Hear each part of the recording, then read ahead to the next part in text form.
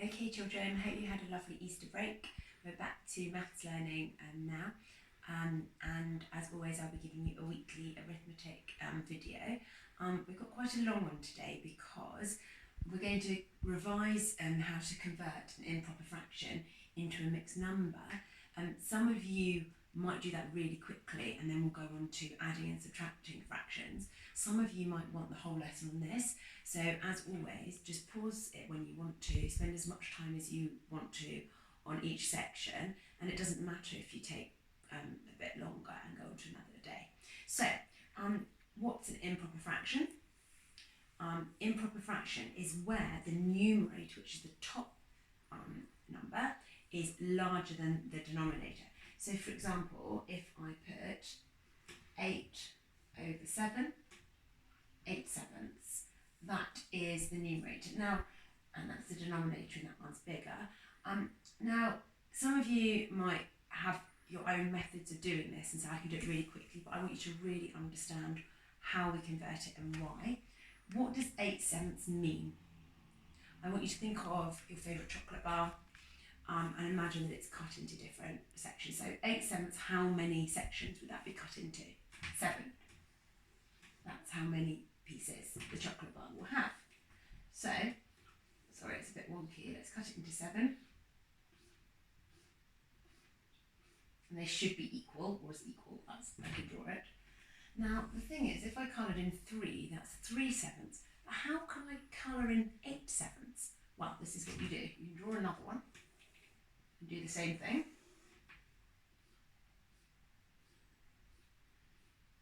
Okay, so 8 sevenths is this. 1, 2, 3, 4, 5, 6, 7. I'm just going to put there 1 because that's the whole one.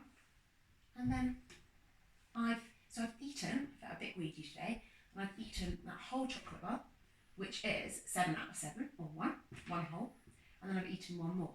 So how can I write that then as a mixed number, which is where I have a whole number and a fraction? It's equivalent to 1 and then 1 out of 7. Hopefully that will make sense to you. I'll give you another one. 9 over 3, or 9 thirds. I'm going to circle the denominator there because that tells me how many pieces this time the chocolate bar is going to be split into. So it's 3. So I've eaten a whole one because I've coloured in 3. But I want to colour in 9.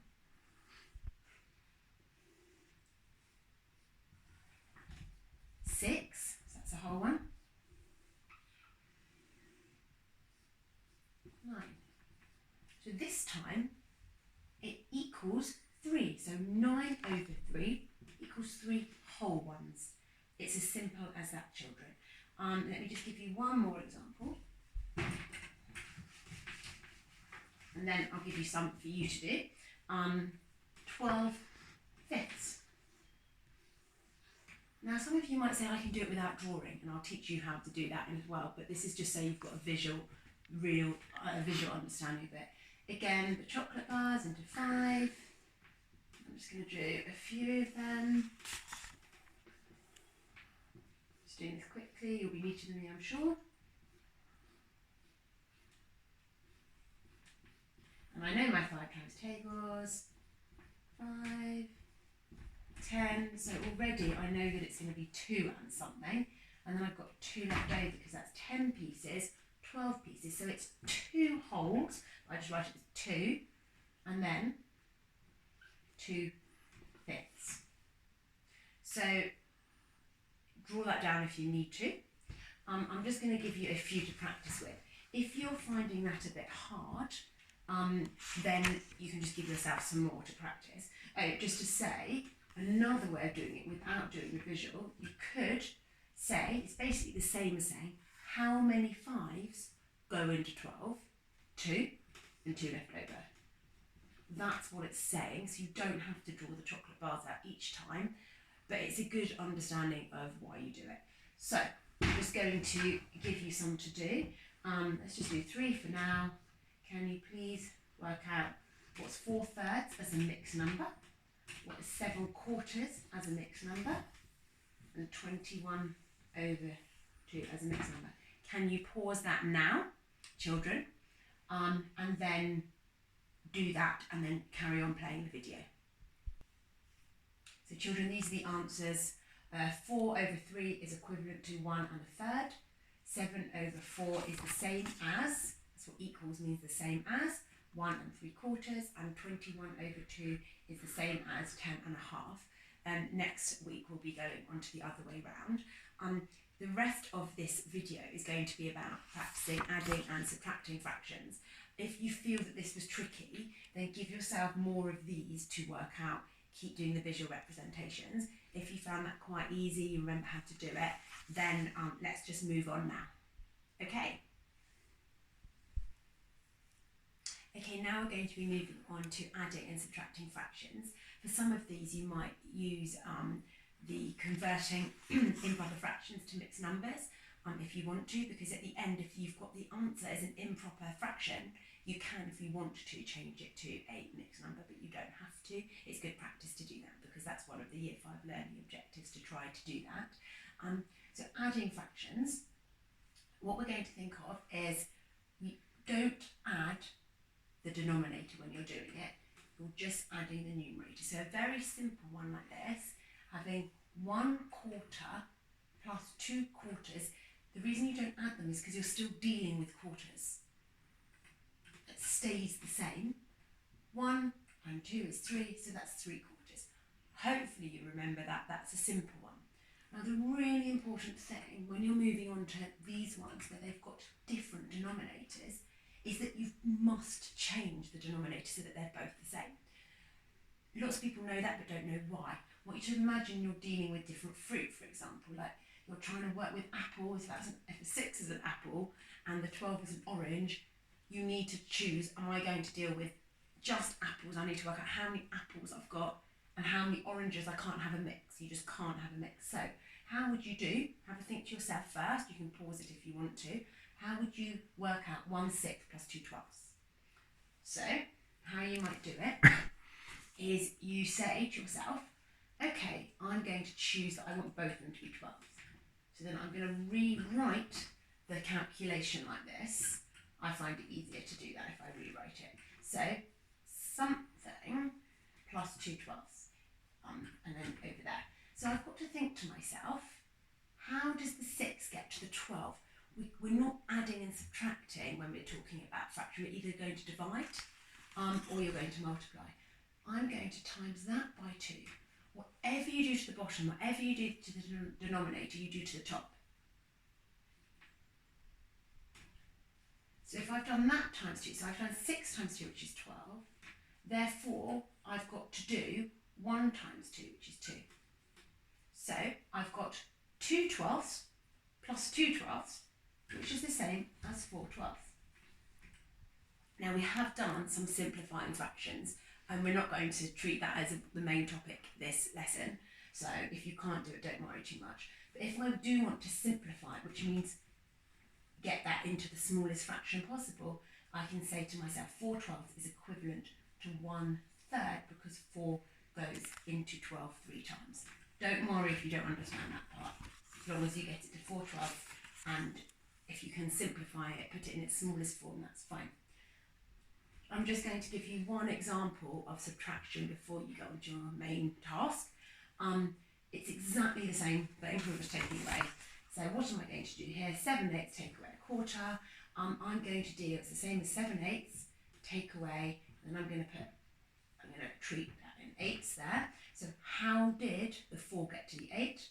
I've also times 2. It's not always times 2, but this time it is.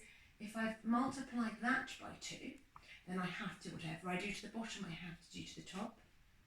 1 times 2 is 2. It's as simple as that. Remember, just rub that out for you. Again, you're not doing 8 take away 8, you're staying there. So you've got 7/8 take away 2/8. 7 take away 2 is 5, and it is 5/8. So that's your answer there. Hopefully that was straightforward.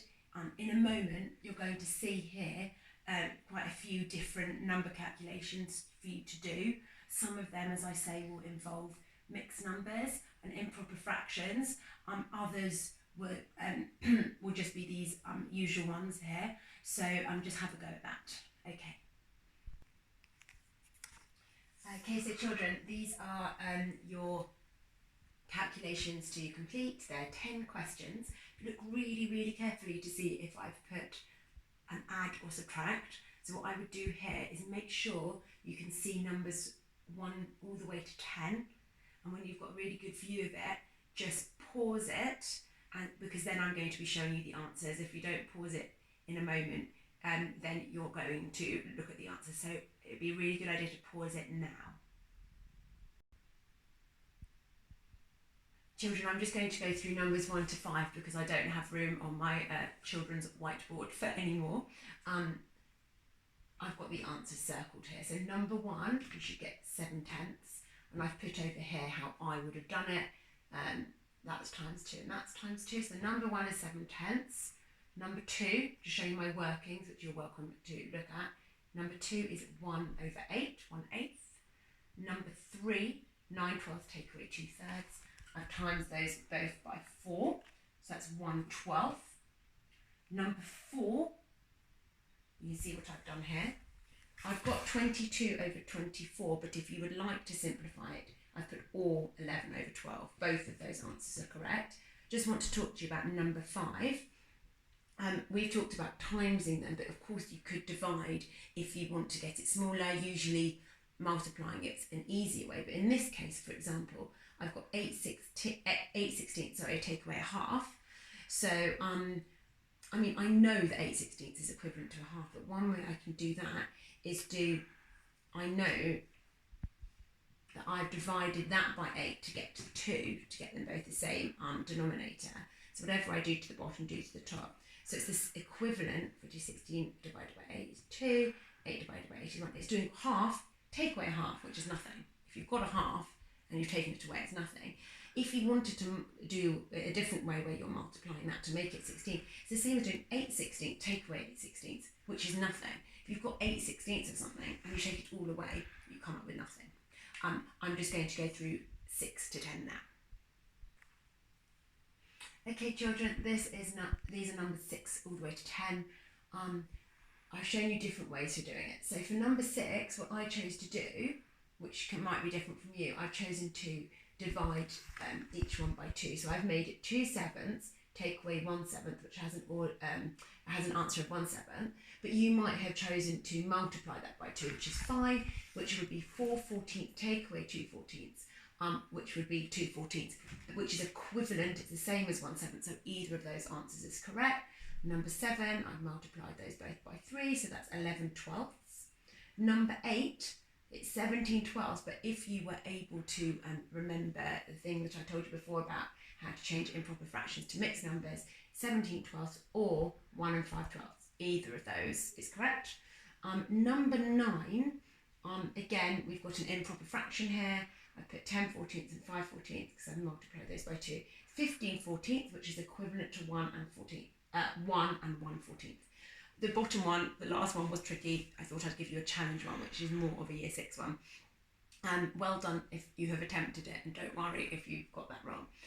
The problem is that 3 doesn't go into 4, and my cat's joining it. 3 doesn't go into 4, and 4 obviously doesn't go into 3. So what I've got to do is find a common denominator, and if you remember from our lessons, that means a number that is a multiple of both of those, so that where 3 is a factor and where 4 is a factor. And I put the lowest one is 12 there. And so I've just shown you over here, it looks complicated, but it isn't once you get used to it. To get from the 3 to the 12, you have to times by 4. So therefore, whatever you do to the bottom, you do to the top. So you times that by 4. But to get from the 4 to the 12, you times that and that by 3, if that makes sense. So we've got here 2/3 is equivalent to 8/12. And then 3/4 is the same as 9/12. And then I literally just do what I was doing before. I've got 9 plus 8 is 17.